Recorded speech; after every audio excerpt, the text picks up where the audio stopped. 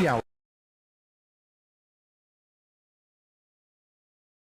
That goes for everything from construction paper and scissors to actually snacks for kids that don't have the means to bring it from home, and cold weather supplies so the kids can go outside and play. So if you feel it in your heart and you get some savings from the tips that I just gave you, connect with some of those schools. You can go to DonorsChoose.org to donate directly to a classroom that is in need. Joyce. Which is a great idea. Julia Vargas Jones reporting for us from Los Angeles. Thanks so much. Well, Point Defiance Zoo is dealing with a heartbreaking loss after its beloved elephant Suki died after some health issues. Suki had been with the zoo for 28 years. She was also the last elephant in captivity here in Washington. A lot of people came out for the opening day event here at the U District stop. This is now the second of 2 campus area Link Light Rail stops. You can see that foot traffic has been good pretty much all day today as people check out the hike. 4:51 a.m. Saturday at the new Northgate stop. Plenty waking up dark and early to take the inaugural ride. So I woke up early this morning to just kind of see if I could get that first one, and I just saw it go. Rider Jenny getting on the next one and feeling more comfortable as COVID cases ease up. I've started to use it actually just a couple of weeks ago, just as a tryout. Others getting on board at the U District. It's the revitalization of a great historical, iconic neighborhood. The U District partnership. Tons of people coming off the light rail. Encouraging riders to check out businesses along Brooklyn Avenue. But there are just a ton of restaurants. I believe the number is somewhere near 100. Many event goers arriving as we head out to take a ride ourselves. So here we are at the U District stop. We're going to actually go from here, U District, all the way down to the stadium. But of course, we have to buy our ticket, right? A quick swipe at the pay station and down the escalator to the platform where these guys got off to have some lunch at the U District. We both live in Columbia City. So it's really great to be able to hop on the train in Columbia City now and come all the way here. As we get on board, people inside are glad the extension is finally finished. Oh, I love it. I think it's good for the, for the people and good for the community. A fun ride for the entire family. Do you normally take the light rail? No, first time. He and the kids got on at Northgate to check out the new stops. So what do you think so far? It's really nice. It's really efficient so far, and hopefully it stays like that. Mark Rafferty and his friends are heading to Beacon Hill and says the extension is long overdue. Yeah, really excited to see like a lot more expansion of light rail and public transit, but I think we need even more resources and more stops and more lines. Before we know it, we arrive at our stop at Stadium. That ride took about a little less than 20 minutes. Efficient, fast, and clean. It's a relief. With riders like Julie Congdon looking forward to more train service expansions for herself and for future generations. Here it is today, we finally made it. And what I'm excited about is that he and his brother are going to be able to use this. In Seattle, Christine Pei, King 5 News. In a world of go, go, go. I liked it when it's like 10 minutes between every light rail. That was nice. Though I do wish they just happened faster. A little frustrating. Thaddeus Smay sits still. Lately, his front row seat to all the commotion had the crowd to the floor. They're in a hurry. Has told him a lot. They want to get to where they're going. One line to Northgate Station. But right now, getting to where they're going. Here's the chart. So it should be running every 8 to 10 minutes. It's like 20 to 30. Is easier said than done. I've been here for about 20 minutes to 30 minutes, I think. I've kind of stopped counting. Once the trains finally come, the cars look like this. It's just constantly filled up. I just want the light rail to work. One teenager told us it's already put a kink in his plans socially. We were waiting for our friend because he actually got stuck because the train was late. But while he may have been annoyed at first, he later looked up. I think it was pretty good. I gave him a couple bucks. He was awesome. The captive audience member eventually found joy in slowing down. Definitely, yeah. It was nice to just be able to sit there, enjoy the environment, see everybody passing by. It was nice. That's good. Youth is the future of any musician's livelihood. Don't get around much anymore.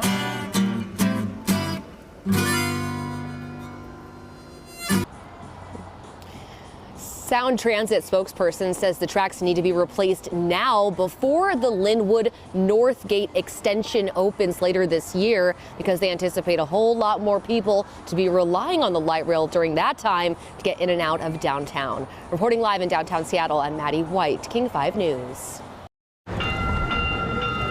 All aboard the 2 line, approved by voters 16 years ago. Finally, a reality. Sort of. The light rail, the bridge is not ready to go. And so the question was, do we mothball these stations for a year plus and secure them and maintain them? Sound Transit board member Claudia Balducci, a former Bellevue mayor, pushed to open the line with 8 stops between downtown and Redmond, but no connection to Seattle as long planned. The opening comes after years of delays and still questions ahead for Sound Transit about whether it can complete the light rail link between the east side and west side in time for the World Cup. Our transit partners are absolutely doing everything they can to both be delivering mobility here, today, and now. The issue came up earlier this week with Seattle World Cup organizing committee members who are counting on the line to deliver hundreds of thousands of visitors to Lumen Field from the east side in 2026. The I-90 link is now a couple years behind schedule after a contractor mishap forced nearly 5,500 concrete blocks to be rebuilt. It's on track as far as I can tell right now for opening in late 2025. What's your level of concern that it's not going to be done? That's a really good question. I'm pretty confident that we're on track. I couldn't put a number to it. Who's being held accountable for the delays there on I-90? The agency is going to take a strong position that the taxpayer should not have to pay for errors that were not the agency's fault. But the drop dead date is 2026. This needs to be ready for 2026. But until that train leaves the station, this deliverable might be overshadowed by a taxpayer promise still yet unfulfilled. In Bellevue, Chris Daniels, KOMO News. Snohomish County, the wait will soon be over. Sound Transit announced today the light rail extension from Seattle to Linwood will open at the end of August. There will be 3 stops in between, 2 in Shoreline and another one in Mount Lake Terrace. King 5's Maddie White joins us live from Linwood tonight with how business owners there are betting big. Greg, for years, the light rail has had a dead end at Northgate, but nobody likes dead ends. Just ask the barber I met today. There isn't even a train on these tracks yet. But somehow the light rail extension has already lit Linwood up. You start seeing a little higher towers, like a little bit higher buildings. But yeah, it's definitely changing. This man is a part of that change with his brand new business. Me personally, I've been here about 6 months now. Located in this brand new apartment building. How you been, man? Good. For too long here. Yeah, we'll drop it and then just fade that in. It's felt like living on the fringes. Because right now they all go to the Northgate. But now that feeling's tapered off. Being just steps away from a future light rail? It's 30th. Yeah. What's your reaction? Pumped. I'm excited. Has him buzzing with sheer excitement. It's going to be booming here, so that's kind of where I wanted to focus is Linwood. He's also hoping for a brimming building. I'm looking to hopefully, spike up. Of brand new neighbors. The more people that come in, move in, I'll have definitely a higher customer base. All right, man. Cool. For now, they wait. Best of luck out there. But at least... All right, man. Take care. We'll see you later. They're sitting pretty. If I can make them look good and feel good, then that's a plus for me. August 30th, the light rail will officially extend 8.5 miles north, adding 4 new stations, including in Mount Lake Terrace and Shoreline as well. Parking will also be available at all of these stations. Reporting live in Linwood, I'm Maddie White, King 5 News. Well, a new day for commuters in North Seattle as Link Light Rail opens for the first time during the work week. Fox 13's Brian Flores live at the brand new Northgate station. And Brian, how's it going so far? Yeah, Bill, good morning. It looks beautiful so far. First off, in terms of the station, you know, every time you get like a brand new car or something like that, it has that brand new feeling to it. This is definitely the case. We're live here at the Northgate station, as you talked about, and this is the Link Light Rail, and it's about to be leaving here in just a few moments. You can see some passengers in here this morning going to work, some even heading to the airport this morning as well. But overall, lots of excitement for people to take Link Light Rail if they were headed to the Mariners game over the weekend. We talked with Sound Transit just a few minutes ago. No concrete numbers in terms of how many people took Link Light Rail to the M's game, but it's definitely in the thousands. Over the weekend, though, lots of excitement over this line extension. There was a ribbon cutting ceremony held over the weekend. This now, though, adds 3 new lines for Sound Transit and Link Light Rail. They include the most northern point so far on the line, Northgate. As you head south, the newer stations are Roosevelt and U District. Trains are expected to run every 8 minutes during peak periods, and you can get, according to Sound Transit, from Northgate to downtown in about 13 minutes, which if you commute in a car, you know that sounds pretty good for some morning commuters, even afternoon commuters. Sound Transit expects between 41,000 to 49,000 daily riders by 2022. As we take it back out here live, the doors have closed for this train now heading south, and there it goes. A brand new day here for commuters here in the North Seattle right now. Things are going smoothly so far. Haven't heard of many problems, though. We have spoken to a few riders, some mostly taking the train to work, others, as we mentioned, heading to the airport. In fact, we spoke with a couple headed to the airport this morning. You'll hear their experience coming up in our next hour here on Fox 13 Morning News. But for now, guys, back over to you. A major transit hurdle has been cleared in Tacoma. The Hilltop Link extension is now open. So after years of delays and going way over budget, Tacoma's light rail has now doubled in length. The new light rail line will take passengers from St. Joseph's Medical Center all the way to the Old City Hall station. There will also be 5 stops in between, including the Tacoma Dome and the Stadium District. City leaders say it will give a much-needed boost to local businesses. You know, this is us righting a wrong in our history of making sure that Hilltop isn't the community that we just point at, but Hilltop is the community that we all come to, that we all want to be a part of. The link comes with a hefty price tag. According to the Build America Bureau of the U.S. Department of Transportation, the expansion cost upwards of $280 million, which is more than $100 million over the plan's preliminary estimate. Before we get to that, there is breaking news right now. We're tracking in Seattle. There's been a shooting inside a light rail station. The shooting happened at the University Street station, which just opened back up in the last hour. King 5's Angelique Cockade is there right now. What do we know right now, Angelique? Well, Mimi, just as you said, the big update is that the light rail station here just opened up in the last 50 minutes or so. We're seeing those first people come up the escalator at the station and going down in. So that probably caused a little bit of chaos earlier this morning, just not being able to have this station, people having to use Pioneer Square or Westlake to get to their destination. But again, all that is over, all clear. There's no longer a scene here. We do know that the shooting happened inside the tunnel at the University Street station here earlier this morning. But in terms of what led up to the shooting, we're still trying to get information from police on that, as well as the suspect who was doing the shooting, as well as the victim, if they were taken to a nearby hospital or any of their injuries. As soon as we get any of that information, we'll be sure to bring that to you here on King 5. But for now, reporting live in downtown Seattle, Angelique Cockade, King 5. Starting today, Link passengers will need to show proof of payment on rides. Sound Transit is introducing fare ambassadors to increase inspections during peak ride times. The agency relies on the money to operate its services. The ambassadors will be on the one line at downtown Seattle stations. This first phase of the program will last through August and eventually expand to different stations.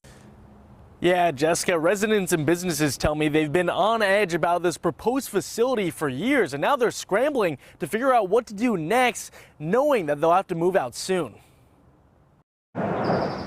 You know, it's our sanctuary, and that's being disrupted. A disruption not welcome in this neighborhood. Your home is your place of peace. You can't have no peace knowing that you got to leave something that you worked hard for. Jawan Couch is one of nearly 100 residents and 11 businesses that are being forced to move out.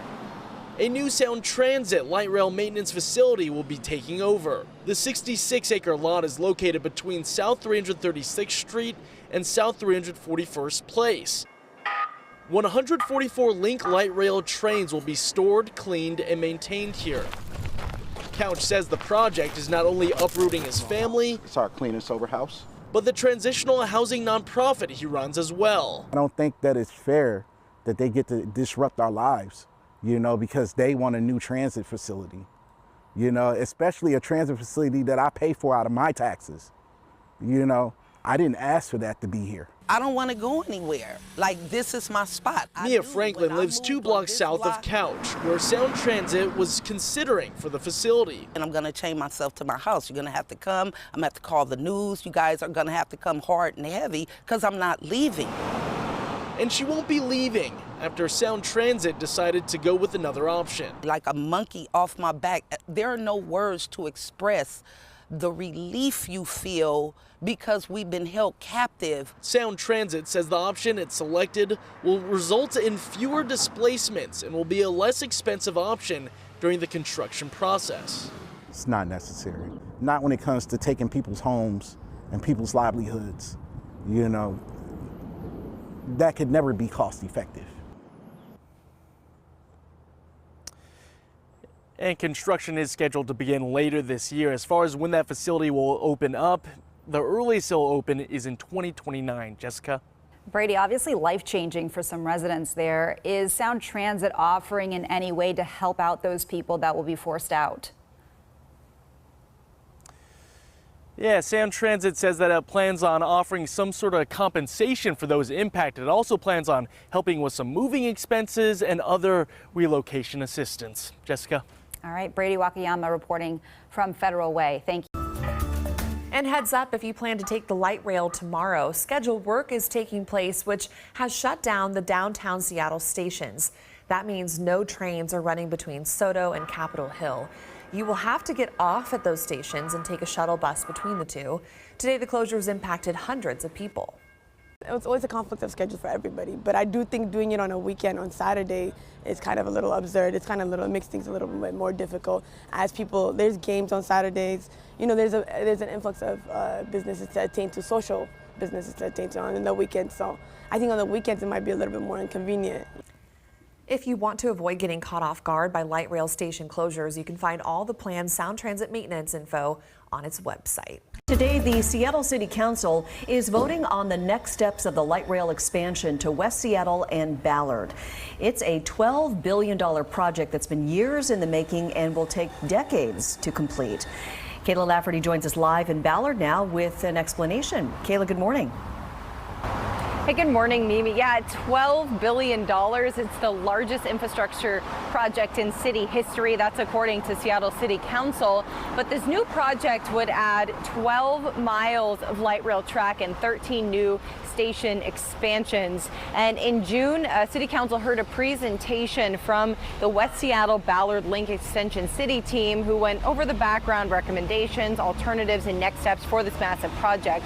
Today, the council will vote on an amendment that would revise the goals and objectives related to station circulation, use of public right-of-way, potential future system expansion, and construction methods. The amendment would also revise the alignment recommendations for SoDo, Chinatown International District, and downtown segments of the light rail as they would connect to the West Seattle Ballard extensions. And while this is a huge project undertaking, some riders are excited to see a little bit of progress here. I found that it was really, really speedy, and it gets me to all the places that I really want to go to and just check out. I think more people, as this expands, are going to realize this is a less expensive way to go, and it's a lot less stressful. The City Council meeting starts today at 2 p.m. and this is all still very much in the planning phase. Actual construction, if all goes according to plan, wouldn't start until 2026. Live in Ballard, Kayla Lafferty, King 5 News.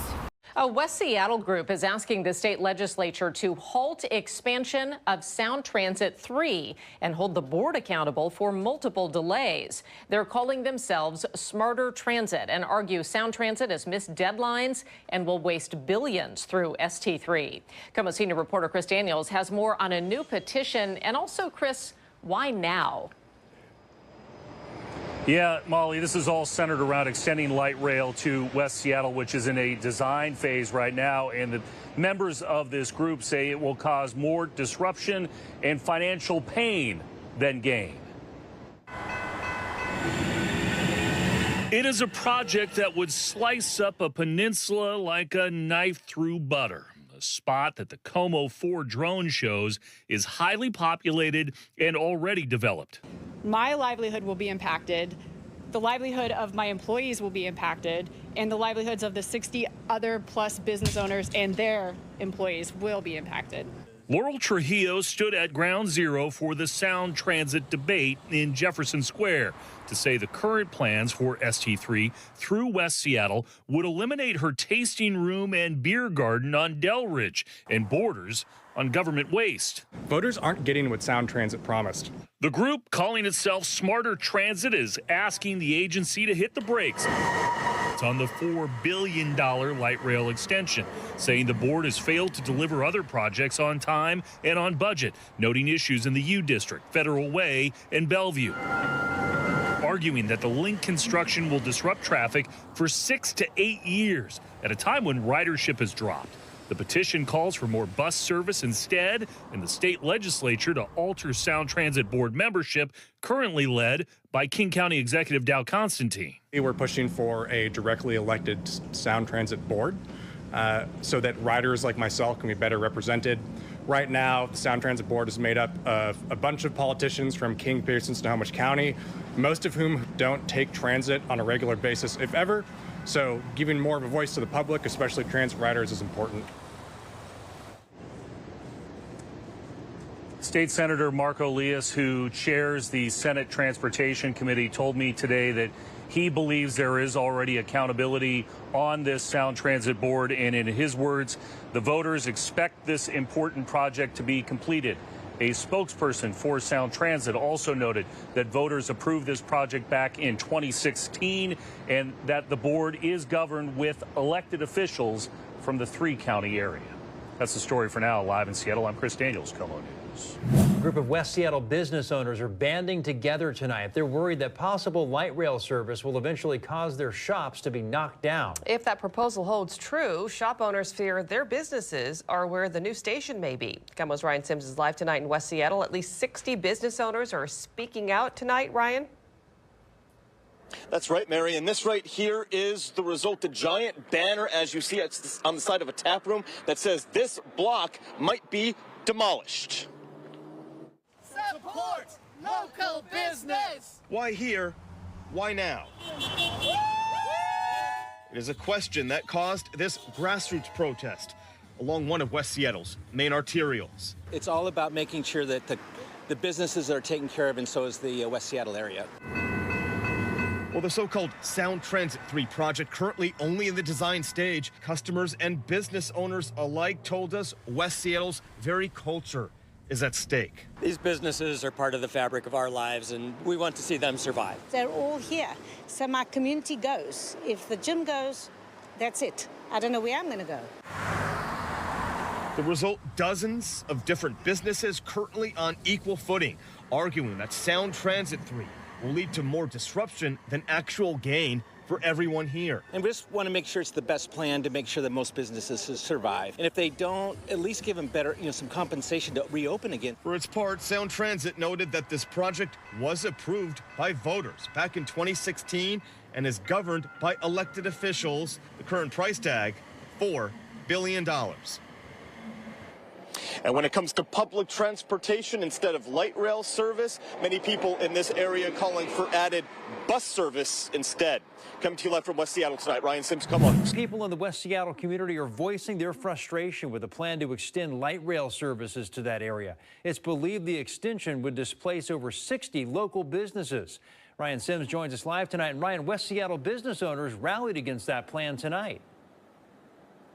They did, Preston. We saw them go really kind of crisscross this whole street. This is Delridge, so kind of a main arterial into West Seattle. They went back and forth, holding signs, holding banners, warning customers and telling everyone about the potential impact to their businesses if this project, this Sound Transit 3, as it's called, goes forward. Now, we got to mention this, that the Sound Transit 3 project here into West Seattle, it's still in the design stage, so they have a long way to go before this becomes a reality. But according to these business owners, the heart of this proposed station and the heart of the light rail operation would pass right through here, meaning that several businesses, we're talking dozens of them actually, would have to be relocated and their current buildings would be demolished.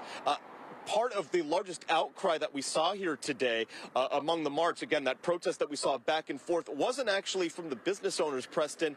It was from the customers. And we spoke to several people, several customers who joined in, and they say that these businesses really run the gamut of their everyday lives. We're talking about several bars, to relax at the end of the day. There's a gym, a very popular gym here.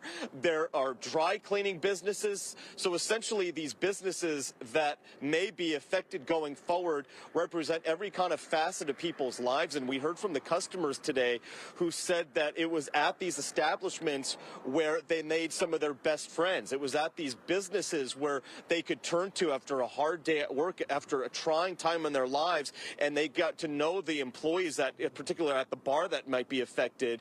And so they say that, in their words, kind of the fabric of West Seattle and the uniqueness and the culture here is at risk if these businesses are demolished and they have no other place to go to, and by extension, the businesses go out of business. So that was the worry, and really kind of, again, the outcry that we saw out here, obviously, it was from these business owners itself, but also the customers. Where things stand right now, again, it is in the design phase, and got to also mention this, too, that we reached out to Sound Transit about this. They remind us and remind everyone that this is a project, as controversial as it is here in West Seattle, this is a project that was approved by voters back in 2016. They point that out, saying, it was the electorate that gave this the green light. We're just following up on that. Many years later, they also point out that some of the head people of this project are elected officials themselves. So they say it really goes all the way back to the electorate. This is what the voters decided,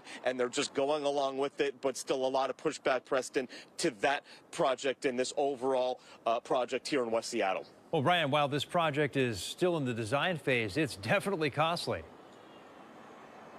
Oh, yeah, we're talking about $4 billion. It's not cheap, obviously, because they're going to have to build all the light rails out here. They're going to have to build stations. There's so much to go on and into it. Again, it's in the design phase right now, so none of this really is a done deal, at least for now. It's going to be many, many years before we see any kind of impact here. But that's why the business owners say that they're speaking out right now. They want to nip this in the bud when they can before things get really full steam ahead with the project, Preston. All right, Ryan Sims, thanks for the update. Thanks for joining us tonight. We appreciate it. A heads up for those in Snohomish County who rely on public transit. Sound Transit plans to keep some bus routes to prevent overcrowding when the Link Light Rail opens in late August. Last week, we told you the link will extend 8.5 miles north on August 30th, adding 4 new stations that include Shoreline and Mount Lake Terrace. Once that happens, Sound Transit will continue to operate the 3 routes you see here on your screen. Routes 512 and 513 will be shortened to run between Everett and the Linwood Transit Center. Route 510 from Everett to downtown Seattle will be temporary and will be reevaluated next year. Because of the light rail expansion, there is also a plan to get rid of higher commuter bus fares on community transit. The proposal would make all bus routes in Snohomish County $2.50 for adults. The public can weigh in on that until May 3rd. A project years in the making, now fully realized. Sound Transit's 4-mile light rail extension in North Seattle is very much alive and ready to roll. And the workers behind it admiring their hard labor ahead of Labor Day weekend. We help them get from A to B, C and D. Andrea Lee worked on this new light rail station in Northgate 3 years ago. And I think most women think that it's a man's job. I mean, there's a lot of men out there and there's a lot of manly things going on, but you can kind of adapt to it. More than 23,000 workers had a hand in Sound Transit's 18 active construction projects, among them the Northgate stop, where trains are already doing practice runs. Both for operator training and just, if you will, breaking in the equipment just like you break in a new car. The extension has 3 stations, one elevated station at Northgate right by I-5, and 2 underground stations, one in the U District and the other in Seattle's Roosevelt neighborhood. And you'll notice there's a really cool walkway. King 5 got a tour of the newly minted Northgate station, scheduled to officially open to the public on October 2nd. A project that was voter approved in 2008, construction began in 2012.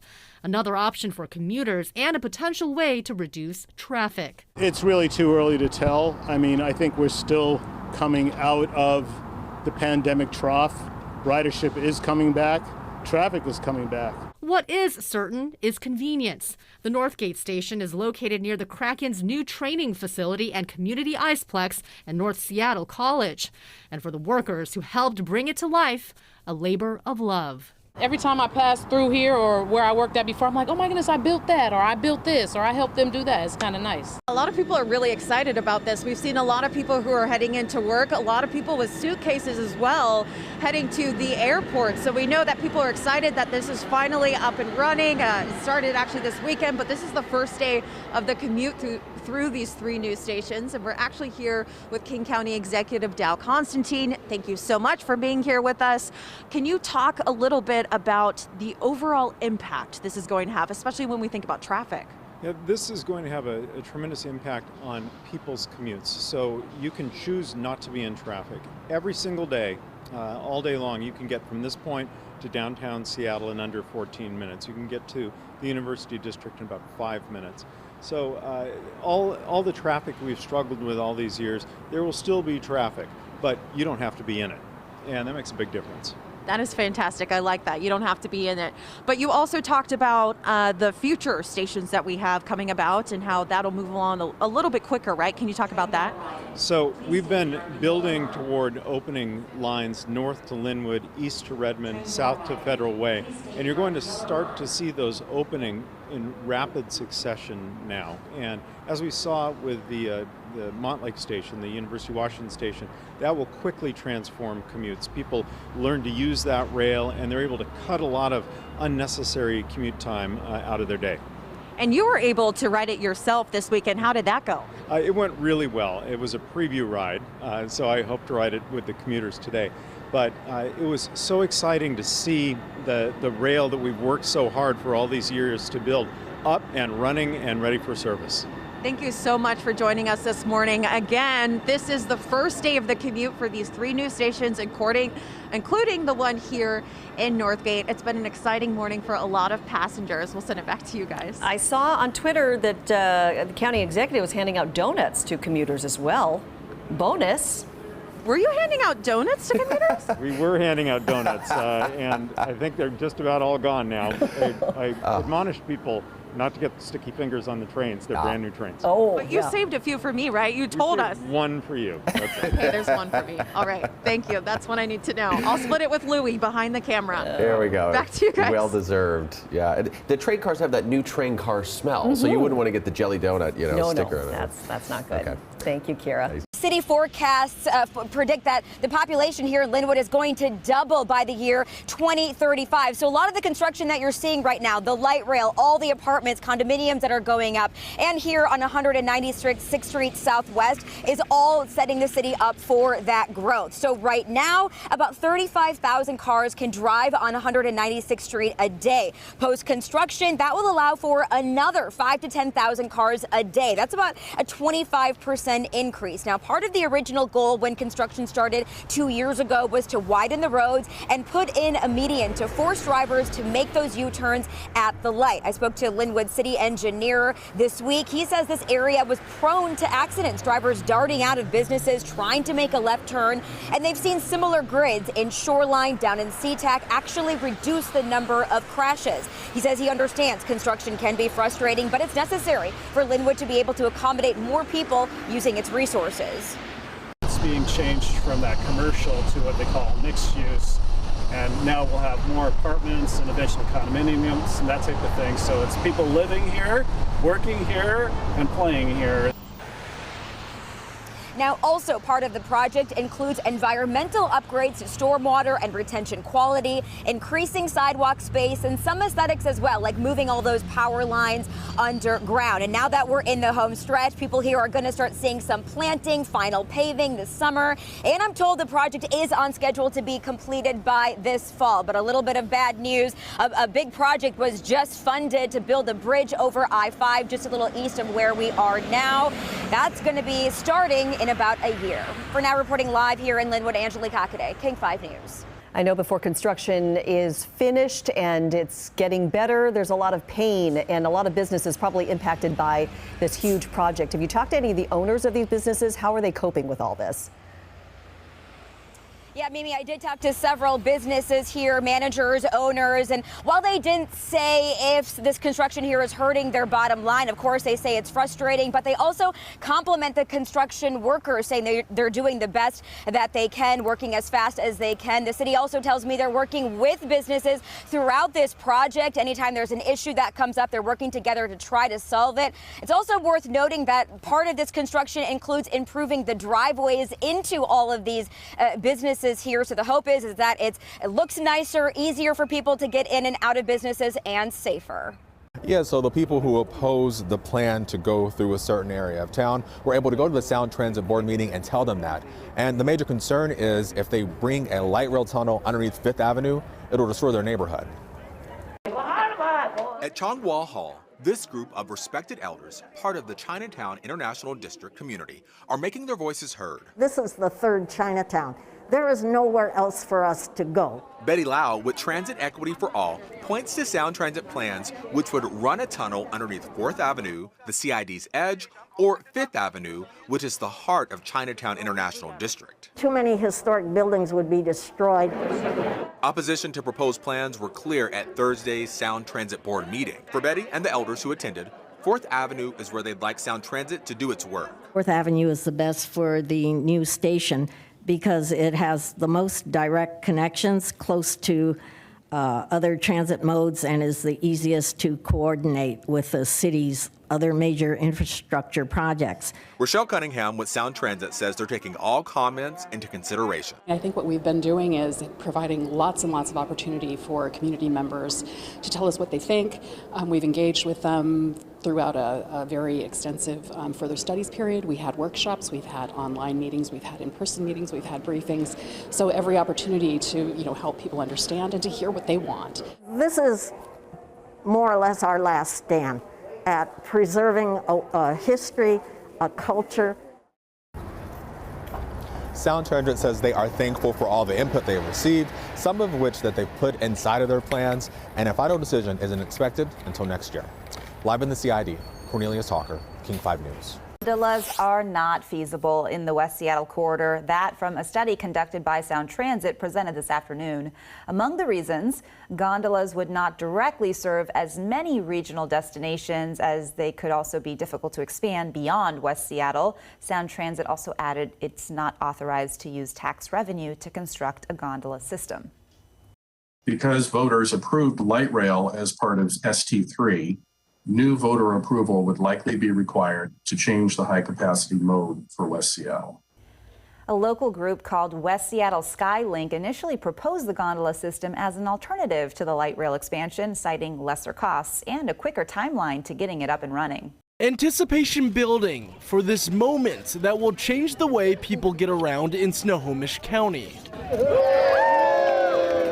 It's a dream come true. Stops at a lot of places that I've been going to in the past where I had to switch buses. On Saturday, Community Transit officially opened its Swift Orange line. The $83 million project is the agency's third Swift Bus Rapid Transit service line, also known as BRT. It consists of an 11-mile route linking Edmonds College, Alderwood Mall, and Mill Creek, as well as the future light rail station in Linwood, set to open later this year. There's a great need because there's so many bedroom communities in this area, and to connect them with public transit that's available for everyone, runs frequently, that has nice facilities, nice buses, good stations. All of those things make it much easier for everyone to get out of their car and get into the bus. Officials with Community Transit say ridership on the blue and green lines accounted for almost 2.5 million, or more than a third of total boardings last year, and expect those record numbers to continue growing with the Orange Line. We have actually surpassed pre-pandemic numbers. More people are riding these lines than any other community transit lines. The BRT services begin at 4:15 weekday mornings, with each bus departing every 10 to 20 minutes. A service Community Transit hopes will serve the community for decades to come. A labor of love for our community. I think the thing that gets us excited is being able to help people get from where they are to where they need to be. Reporting for King 5 News, I'm Brady Wakayama. So there are similar programs already right now down in King County that have been successful, and with the launch of the light rail system here in Linwood in a couple of years, city officials tell me they want to explore and test more options for public transportation. As far as how this will all work, it will operate much like an Uber or Lyft. There's an app, riders can put in a pickup and drop off location. You can even pay with your Orca card or a credit card. Now, as you mentioned, this is all part of a one-year pilot program called Zip Shuttle. I'm told there will be 2 to 4 shuttles to start with the city adding more depending on the demand, because the goal here is to have no longer than a 10 to 15 minute wait. Now, Community Transit and the city worked with community leaders for help in designing the program, including Krisha Green, who works at the YWCA here in Linwood and says there's a real need for those with financial hardship or accessibility needs, but also for anyone who just needs a ride. That first last mile is often a barrier to people using public transit. So this can help bridge that gap. Having access that's flexible, that they can either pull up on their phone or make a phone call and meet them where they're at, that's going to be a huge opportunity.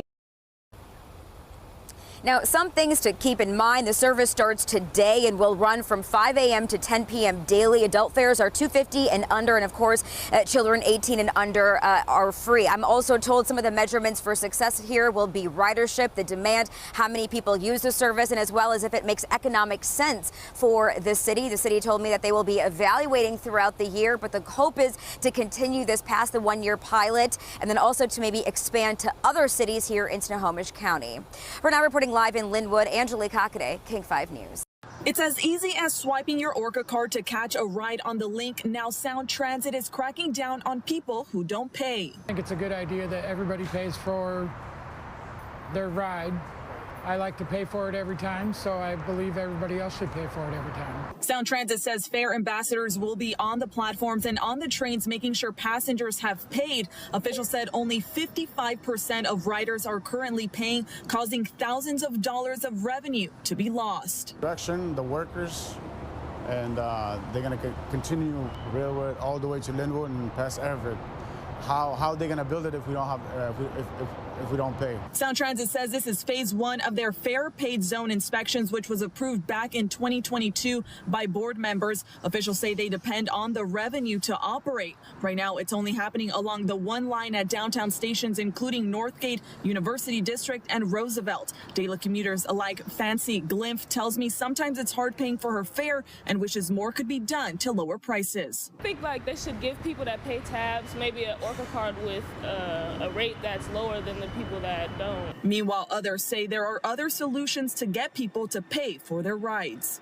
Probably not everybody's honest, but I mean, they're trying to do the best they can. I think that what they should have done is they should have installed turnstiles instead. Sound Transit says the first phase will run until August, and they are hoping to get feedback from the community to better their next phase. In Seattle, Karina Vargas, KOMO News. The Sound Transit Link system could be impacting your commute starting today. Yeah, officials say the work will last for 2 weeks to prepare for future expansion. Maria Garcia joining us now with more on what all of this means. Hey, Maria. Hey, Liz. Hey, Bill. Good morning. Yes, this is going to be impacting people's travel times. Officials say trains will operate every 20 minutes between the Stadium and Angle Lake stations and every 10 minutes between Northgate and Stadium stations. That means you might need to prepare for those trips to take a little bit longer longer for a couple of weeks. Sound Transit says this work will help expand the light rail. They'll be replacing old cracked platform tiles. This also means that from 6 a.m. to 10 p.m. every other one line southbound train will end at Stadium Station, and passengers will then have to wait 10 minutes before they can continue south on the next train. They also say to avoid transfers, southbound riders should read signage and board trains that are headed to Angle Lake. Officials say the northbound platform at Columbia City Station will serve both directions during this work. Sound Transit recommends people should sign up for rider alerts for the latest updates on the system. Now, there have been delays to improvements because of a concrete delivery strike in late 2021. That went on for more than 4 months, and this is impacting several projects. Sound Transit does expect delays to push back those projects that have been affected for up to 6 months. That's the very latest for you now. I'll send it back to you, Bill. People on the east side will be able to use the light rail as early as next spring. So check this out. Sound Transit Board approved a proposal to launch the East Link light rail starter line, and that's going to have 8 stops and connects Redmond to South Bellevue. This is happening while work continues on the light rail extension that will cross Lake Washington and connect Seattle to the east side. Sound Transit's Line 2 is expected to open in March. So our project is 90+% design complete and just under 50% construction complete. Sorry.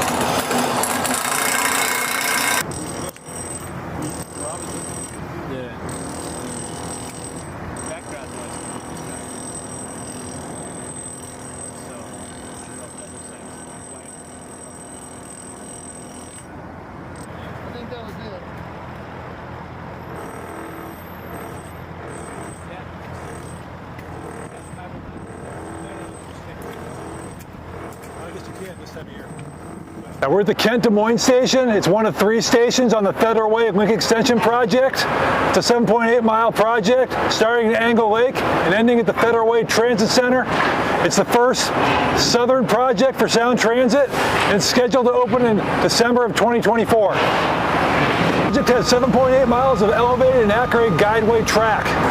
Our elevated guideway track, the station will sit on up there. We'll have elevators and escalators that run up to the station, a roadway system beneath me where we're standing now, and to my left is the parking garage. So we're currently on schedule to open all 3 stations and all 7.8 miles of track in December of 2024.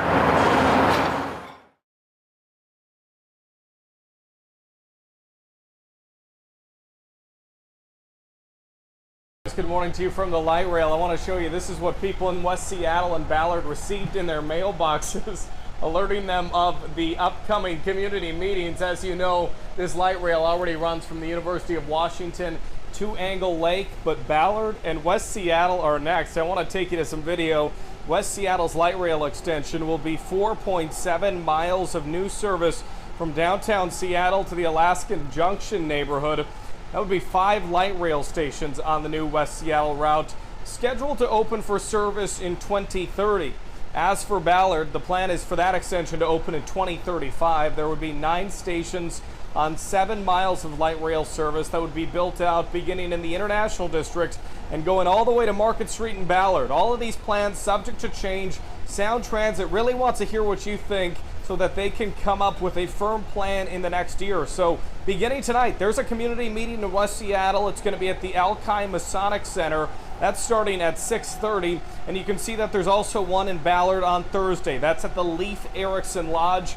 That also begins at 6:30 on Thursday night. As you come back out looking live at the existing map, if you can't make one of those open houses over the next couple of days, you can still give feedback. There is an option for that online. We've provided a link for you to do just that on our website at king5.com. But before I fall over completely, I'm going to send it back to you. Sitting alongside the I-5 corridor is one of Sound Transit's efforts to improve travel through Puget Sound. a 7.8-mile-long extension linking downtown Seattle and Federal Way. And it's going to bring a lot of people into this community. But the transit agency ran into a problem. On the subsurface conditions in here. After discovering the soil underneath one of the sections is unstable. If we would have gone forward with the original design intent that was in this area, we could have piers and columns in areas that are unsuitable for those columns, and structurally we could have a huge catastrophic failure. Now Sound Transit has come up with a workaround. An 1,100-foot long bridge that goes over the 500-foot span of unstable soil, built to withstand potential landslides and earthquakes. If we did have a slide in this area, per se, it's all protected by these tangent pile walls. Sound Transit promises it'll be worth the wait and safe. We're going to produce an extremely high-quality project and product that lasts for generations to come. Your kids, their kids, they're going to be able to use this transit line throughout their lives. Sound Transit says the cost of this bridge is around $72 million, but that cost was already included in the overall $2.4 billion budget for this extension, which was approved back in 2018. From Federal Way, Lionel Donovan, King 5 News. Well, transportation work approved by voters has dealt several setbacks. Sound Transit's deputy CEO is explaining why new light rail projects from Federal Way to Linwood will experience delays. And in some cases, light rail stops are going to be about a year behind schedule. King 5's Natalie Swaby joins us live now with what we are learning. Natalie. Well, last winter's strike by concrete truck drivers is a key reason why Northgate to Linwood will be held up 4 to 6 months. But other projects are falling behind schedule too for different reasons. In some cases require longer delays. In Linwood, across the street from this light rail construction, is JD's Market. So many years we're working here. Owner Rabina Raja has just learned the latest, that the anticipated light rail project here will be delayed. It's having an impact on business. Right now it's hard. And frequent light rail riders like Seth Adams. It's a little bit of disappointment. Kimberly Farley agrees. She's Sound Transit's deputy CEO. It was disappointing. I can't pretend it wasn't disappointing. Farley says 4 projects are facing delays. The Redmond extension and the Northgate Linwood extension will be delayed because of last year's 4-month strike by concrete truck drivers. Unstable ground in Kent will delay the Federal Way extension until 2025. The East Side expansion that was supposed to open next July will be delayed more than a year to fix 4 miles of flawed concrete tracks. For Eastlink, we have the issues with some of the workmanship and quality issues of the plinths. So those are things that we're going to be working on with the contractor to get right. So you're not expecting this to go over budget? We are not. Projects happening to the north, south, and east will eventually double the length of the light rail system and increase the number of stations from 25 to 50. Farley calls the work underway historic. Nobody has ever put light rail across a floating bridge, and so we are the first to do that. She says they're dedicated to getting it done as quickly as possible. I believe it's going to be fast. It's going to save me the traffic time. But back at this business, as construction goes in, this place will have to move out to a new location in the city. Even so, the owners are glad light rail will soon better connect Linwood with more of the region. It's going to be good for the future people, like for businesses too. Now, I'm told more work is needed to determine specifics around opening dates. Sound Transit plans to provide an update on that toward the end of the year. Live in Seattle, Natalie Swaby, King 5 News. It's 5:05 in the morning, and today East Side commuters have a new way to get to work. Light rail between Bellevue and Redmond opened up over the weekend. This is literally decades in the coming, so now I have easy ways to connect to Redmond without traffic. Hundreds of people celebrated the new 2 line opening on Saturday. This caps off a nearly $4 billion investment in public transit. And now, today, the first stress test. We have team coverage now. Stephen Kilbreth is in the traffic center. Jake has details on where the construction goes from here. But let's start with Shantae Sumter live at the Redmond Technology Station on the north end. Shantae. Good morning, Mimi. It is quiet out here right now, but those trains started around 5 o'clock this morning. So I imagine within the next 20 minutes, according to the transit security officers, we'll see the first train pulling up behind us. So as you mentioned, over the weekend, line 2 open. It starts out in South Bellevue and works its way through 8 stations, ultimately ending at the Redmond Technology Center, which is where I'm standing. So those trains run every 8 minutes, taking you from Redmond to downtown Bellevue in just next 10 minutes. Right now, Sound Transit estimates about 6,000 riders will use this train daily. It expects that number to grow when the trains connect from Lake Washington to Seattle. It'll be nice when they can actually get the rest of it opened up. I'm excited to go from downtown Bellevue to downtown Seattle, so then me and my dad can go to like Sounders, Seahawks, Kraken, Mariners game. So, of course, they will have to wait some time before those trains go across Lake Washington. But right now, you need to take the bus from this light rail line over to the one line in Seattle. And that is because of some structural issues on the tracks over Lake Washington. So that connector will not open until next year. But again, it's a very exciting time here. I was speaking to transit security officers. They said they didn't see a whole lot of riders over the weekend, but they expect that to change. So for more on what else you can expect with those Sound Transit projects, let's toss it back to Jake Wittenberg in the studio, who has more details on that. All right, thanks, Shantae. Yeah, this new 2 line, also known as the Eastlink Starter Line. That's because it's just the start of a series of new options soon available for riders here in the Puget Sound region. All of the new stations between South Bellevue and Redmond will change the way East Siders think about their commute, and it expands even further soon. If you're thinking of taking the train, here's what you can expect in order. Here's the current line running into Seattle. Come August, 4 new stations are set to open between the existing Northgate station and the new Linwood Transit Center, and it's called the One Line. It also means 500 new parking spaces in Linwood.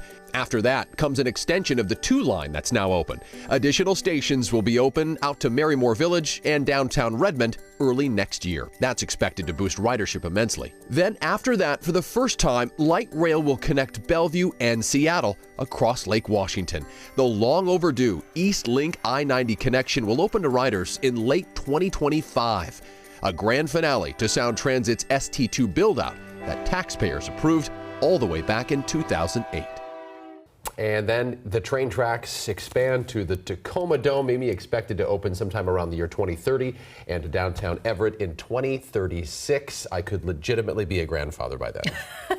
Well, at least you'll still be alive by the time they actually open. That's true, It's been a long time coming, but very exciting for sure. It has, yeah. And Sound Transit tells us they're working on security as well. A lot of you have concerns about safety on the trains. Sound Transit says they're hiring extra people to make sure that riders feel. Snohomish County, the wait will soon be over. Sound Transit announced today the light rail extension from Seattle to Linwood will open at the end of August. There will be 3 stops in between, 2 in Shoreline and another one in Mount Lake Terrace. King 5's Maddie White joins us live from Linwood tonight with how business owners there are betting big. Greg, for years, the light rail has had a dead end at Northgate, but nobody likes dead ends. Just ask the barber I met today. There isn't even a train on these tracks yet. But somehow the light rail extension has already lit Linwood up. You start seeing a little higher towers, like a little higher buildings. But yeah, it's definitely changing. This man is a part of that change with his brand new business. Me personally, I've been here about 6 months now. Located in this brand new apartment building. How you been, man? Good. For too long here. Yeah, we'll drop it and then just fade that in. It's felt like living on the fringes. Because right now they all go to the Northgate. But now that feeling's tapered off. Being just steps away from a future light rail? It's 30th. Yeah. What's your reaction? Pumped. I'm excited. Has him buzzing with sheer excitement. It's going to be booming here, so that's kind of where I wanted to focus is Linwood. He's also hoping for a brimming building. I'm looking, hopefully, you know, spike up. Of brand new neighbors. The more people that come in, move in, have definitely a higher customer base. All right, man. Cool. For now, they wait. Best of luck out there. But at least... All right, man. Take care. We'll see you later. They're sitting pretty. If I can make them look good and feel good, then that's a plus for me. August 30th, the light rail will officially extend 8.5 miles north, adding 4 new stations, including in Mount Lake Terrace and Shoreline as well. Parking will also be available at all of these stations. Reporting live in Linwood, I'm Maddie White, King 5 News.